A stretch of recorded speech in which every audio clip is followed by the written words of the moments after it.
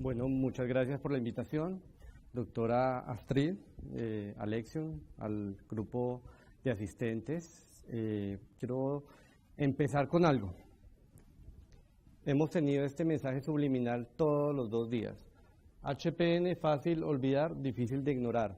Yo quiero cambiar el paradigma ahí, y es mielodisplasia, difícil de ignorar, difícil de olvidar, porque necesitamos que no se olvide, se está pasando absolutamente esta enfermedad.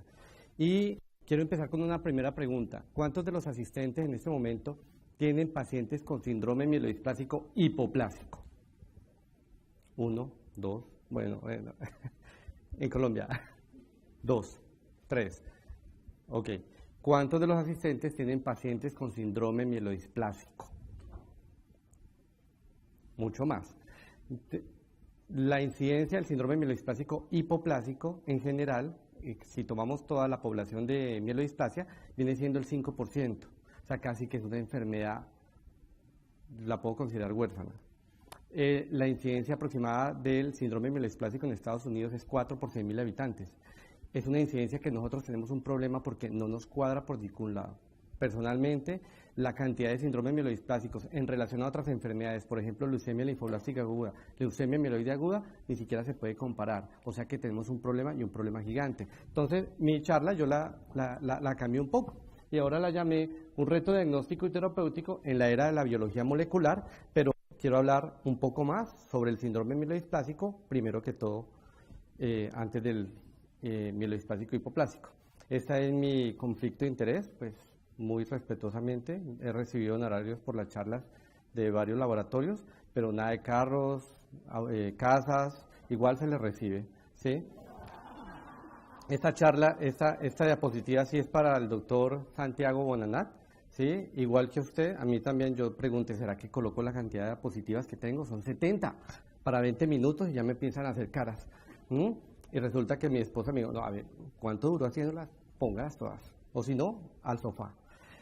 Y siempre empiezo con esta diapositiva, todas mis charlas, y no sé si está el doctor Jorge Cuervo, ayer me dijo, esa filosofía me ha gustado, y es la filosofía de hacer las cosas lo más sencillas posible, porque en hematología somos especialistas en enredarnos en absolutamente todo. Entonces la coloco, me encanta, y es un mensaje para ustedes. Más que hematólogo, yo me considero un experto en enviar mensajes, no más, no conferencista. Y esta es la otra diapositiva. También hemos hablado mucho de la medicina basada en la evidencia, pero ¿será que estamos manejándola bien?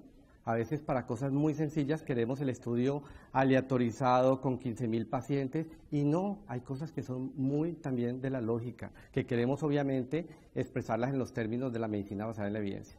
El doctor David Sackett, papá de la hematología, papá de la medicina basada en la evidencia, de Canadá, a él le preguntaron en un momento dado, bueno doctor, ¿qué vamos a hacer con las viejas enfermedades? ¿Qué vamos a hacer con eso, con esas enfermedades que son raras y que no tenemos la evidencia que llamamos, ¿no? Evidencia disponible para llevar a cabo cada uno de los tratamientos? Y él sí fue muy claro, él dijo, medicina basada en la evidencia no es tener esos estudios experimentales para todo, es tratar de manejar la mejor evidencia disponible con el paciente y el juicio clínico. Entonces creo que ese es un mensaje importante para lo que hemos visto en estos 2 días. La medicina basada en la evidencia, incluso de casos en las enfermedades huérfanas, eso es evidencia. Entonces no podemos decir, no tenemos evidencia, no, la evidencia que tenemos de pronto no es la que quisiéramos, pero hay evidencia de muchas enfermedades. Empecemos, y entonces, ¿qué es la mielodisplasia? La mielodisplasia tiene que tener una definición universal, y esa definición universal, mírenla, ustedes la pueden leer ahí muy claramente, ¿cierto?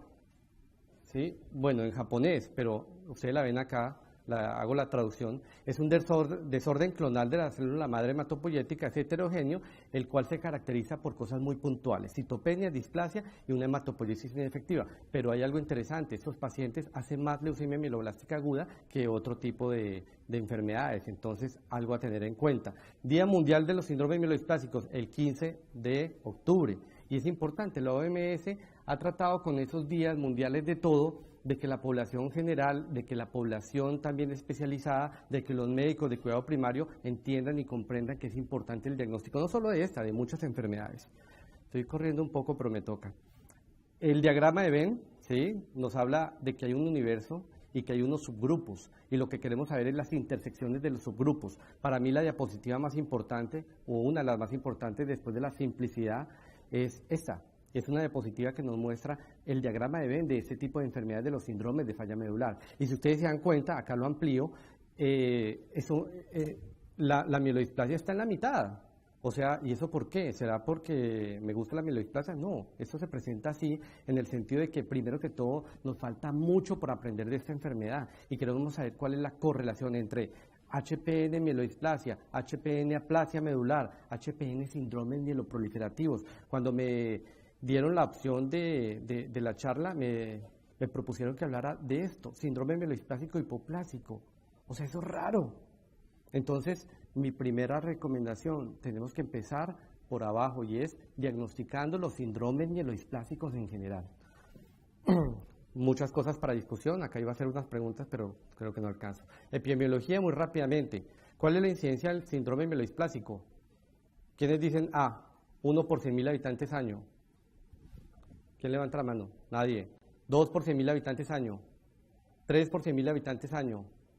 4 por 100.000 habitantes año, 5 por 100.000 habitantes año y 6 por 100.000 habitantes año.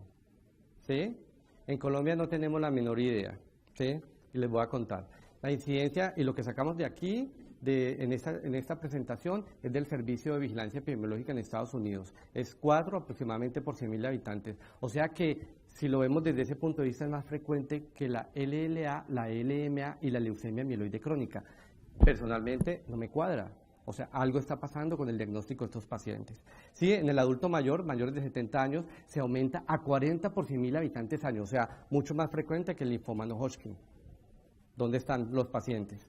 Mortalidad, citopenia, leucemia mieloblástica aguda, y ojo, hay un estudio interesantísimo, se me perdió pero tengo que encontrarlo, y dice, la mielodisplasia sí existe en niños, y lo acabamos de ver con la doctora Rengifo, pero la incidencia es mucho más baja. Este es, digamos, una tabla que nos muestra que la mayor cantidad de pacientes sí efectivamente tienen más de 70 años. Si ustedes se dan cuenta, más de 70 años se lleva casi el 60% de los pacientes con esta enfermedad. Y aquí quiero rápidamente, uno, el mensaje para los pediatras. Sí existe la mielodisplasia, hay que buscarla, hay que identificarla. Eso le cambia la perspectiva al paciente y obviamente al tratamiento. Cuando lo vemos por subtipos, miren lo interesante, es en cuenta el último ítem, mielodisplásico no especificado, casi se lleva el 56%. ¿Cuál es el mensaje de esa diapositiva? Que nos falta aprender mucho de esta enfermedad. ¿Cuándo se identificó esta enfermedad como tal, como una enfermedad, digamos, catalogada dentro del grupo de la OMS y como una enfermedad neoplásica? 1975.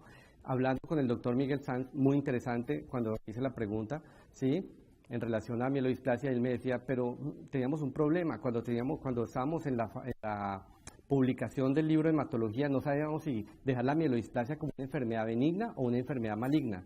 O sea, ha sido un problema desde el punto de vista de paradigma, de conocimiento de la enfermedad y de saber qué es lo que vamos a hacer con ella y cuál es el patrón. Hoy en día es muy claro, es una enfermedad clonal, es una enfermedad neoplásica, es una enfermedad que lleva sea un bajo o un alto riesgo en un tiempo determinado a leucemia mieloblástica aguda.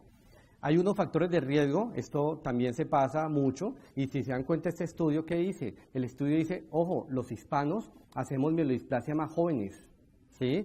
Hay otros factores de riesgo que no se publican y, por ejemplo, des en cuenta, los pesticidas son factor de riesgo para síndrome mielodisplásico. Los pacientes que consumen alcohol, mire, ahí claramente no lo subrayé, pero el consumo de alcohol en los congresos aumenta el síndrome mielodisplásico. No sé cuál sea la evidencia, pero ahí está escrito. Y des en cuenta las enfermedades autoinmunes, también disparan la incidencia de síndrome mielodisplásico. ¿Cuál es el porqué? ¿Cuál es la causa? No tengo ni idea, pero de entrada sabemos que la inmunidad está completamente alterada en este tipo de pacientes. Epidemiología en Colombia, ¿quieren saberla?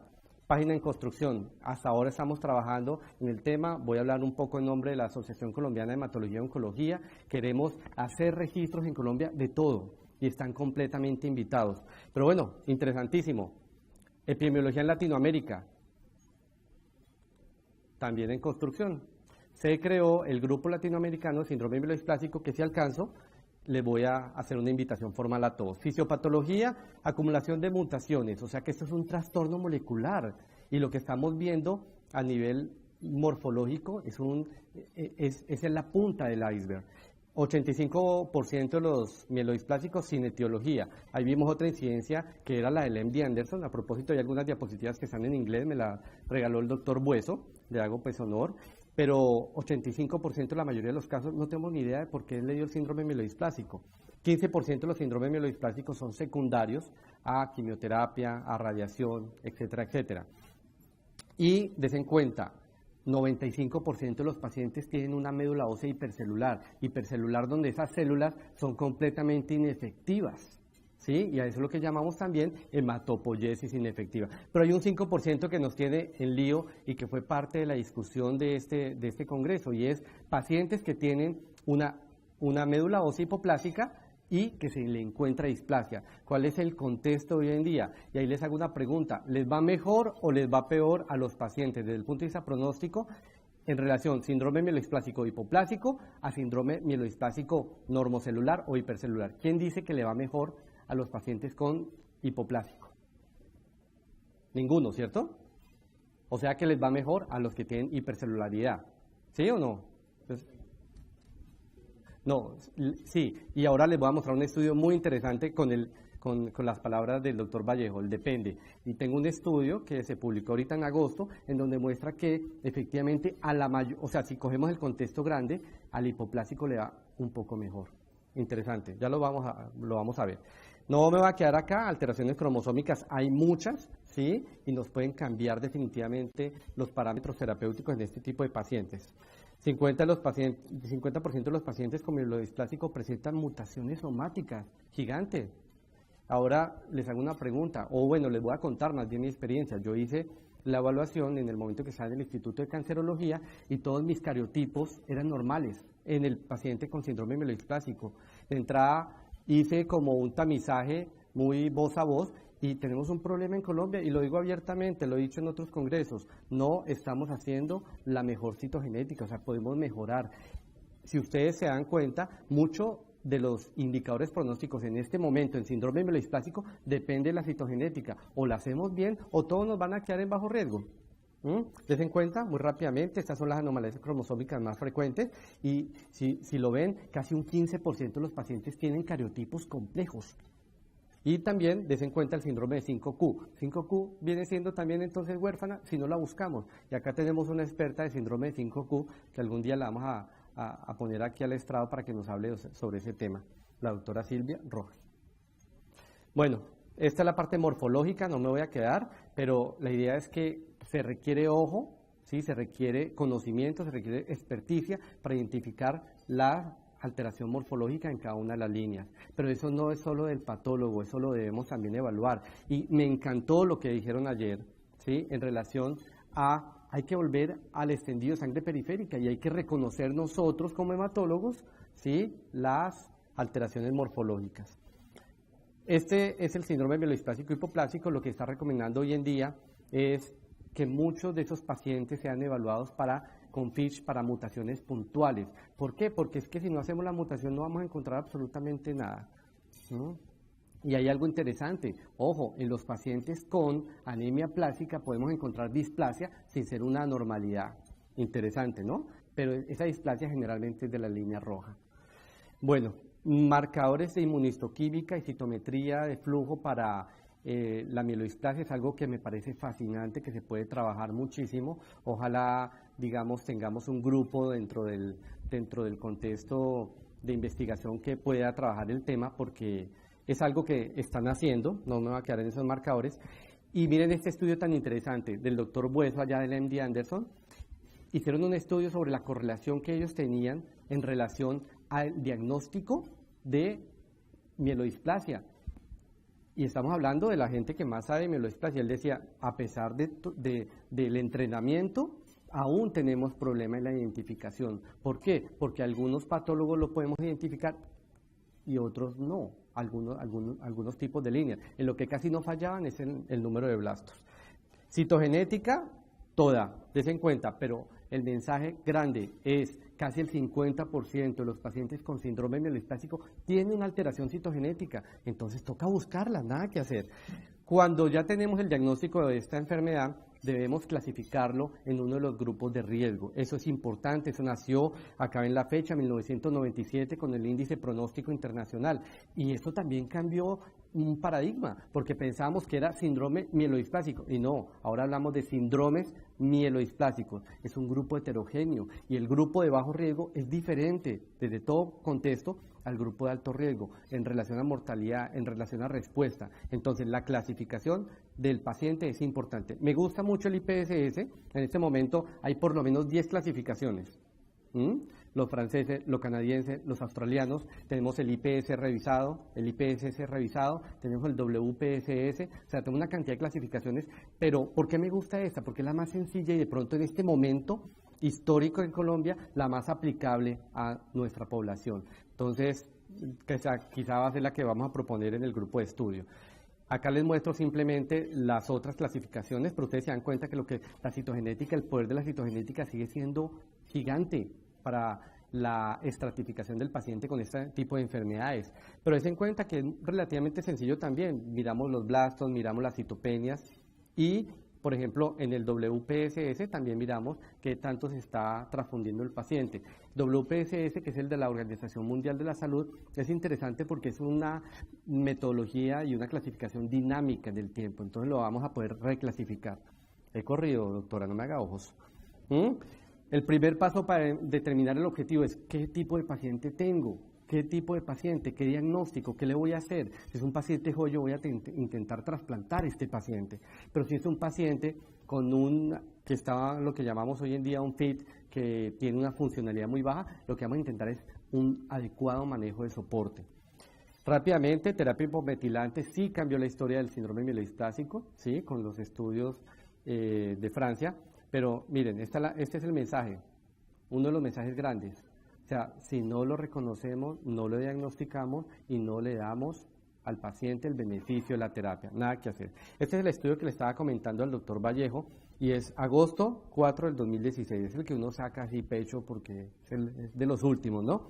Y es un estudio muy interesante, mire doctor, esas gráficas. Síndrome mielodisplásico, ahí tenemos los dos, la H pequeña lo que indica es hipoplásico y NH normal o hipercelular. Y si ustedes se dan cuenta en estas gráficas de Kaplan-Meier, tenemos incidencia en transformación leucémica, totalmente diferente. Los pacientes con mielodisplasia hipercelular, normocelular, se transforman más que los hipocelulares. Ahora veámoslo desde el punto de vista de la supervivencia global. Tenemos una curva también significativamente diferente en relación a la supervivencia, o sea que en teoría tienen una mediana de supervivencia más alta los pacientes con hipoplasia en general. Obviamente que hay discusión y es un estudio que uno puede revisar con lupa.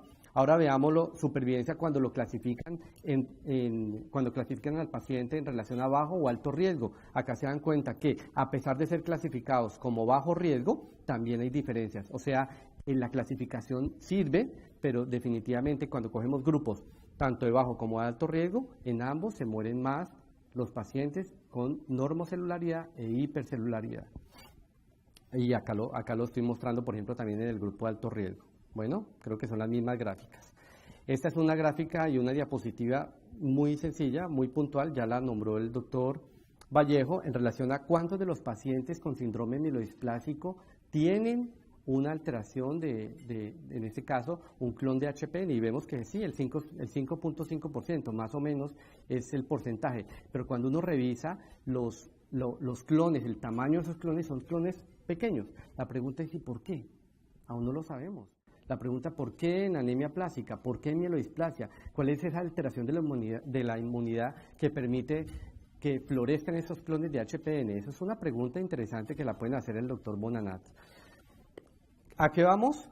A que tengamos este tipo de gráficas, ¿sí? Y que llevemos, con el tiempo yo creo que nos van a entregar un dibujo similar, que podamos hacer nosotros mismos la estandarización y es cuáles son los pacientes que responden y los que no responden. Síndrome, por ejemplo, síndrome mielodisplásico, ¿sí? Que tenga una anemia refractaria, ¿sí? O una anemia sideroblástica y que tenga una mutación en SF3B1, usualmente tienen respuesta. y vamos a llegar al momento en que podamos también esa anemia refractaria, pero ya con otro tipo de mutación como el P53, a que no respondan. O sea que la tercera etapa va a ser la evaluación molecular de ese tipo de pacientes. Interesante, ¿no? Problemas en síndromes mielodisplásicos, miren, me quedan 4 segundos y creo que me ha ido muy bien. Definición, ¿sí? Definición, o sea, aún nos falta diagnóstico, epidemiología, el registro en Colombia es supremamente importante, estratificarlos y por supuesto darle el beneficio de tratamiento. Yo parezco ahí un problemólogo. ¿Por qué no se identifican los síndromes mielodisplásicos hipoplásicos, ¿sí? o la mielodisplasia?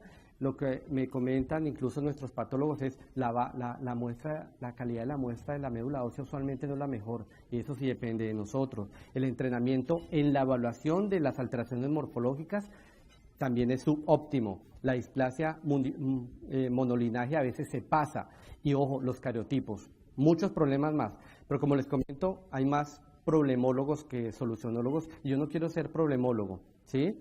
Por ejemplo, aquí está el doctor Robinson y el doctor Kenny, y pueden ver el huevo de una perspectiva diferente. La idea es que nosotros unifiquemos esos criterios y tengamos un estándar de evaluación, ¿sí?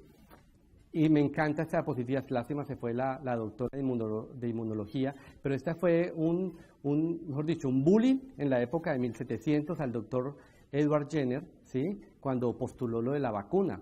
Así quisiera que saliéramos de aquí, todos con la mielodisplasia y la HPN por todos los lados. Espectacular. 2 palabras, invitación al grupo de síndrome mielodisplásico, ¿sí?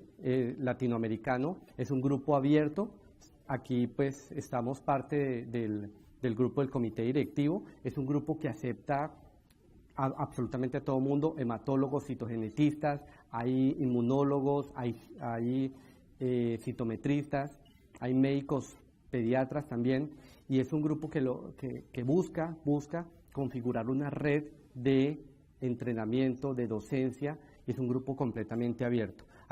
Son 15 países hasta el momento, no sé si se ve, sí. 15 países, 150 miembros al 2015, y ya ahorita en este momento estamos 200 miembros. Entonces, cordialmente invitados, hemos tenido algunas reuniones, esta es la reunión de EJA, y algunos trabajos de participación global y conjunta. Conclusiones. Síndrome mielodisplásico es una enfermedad del adulto mayor, es heterogénea, son síndromes, no es un síndrome.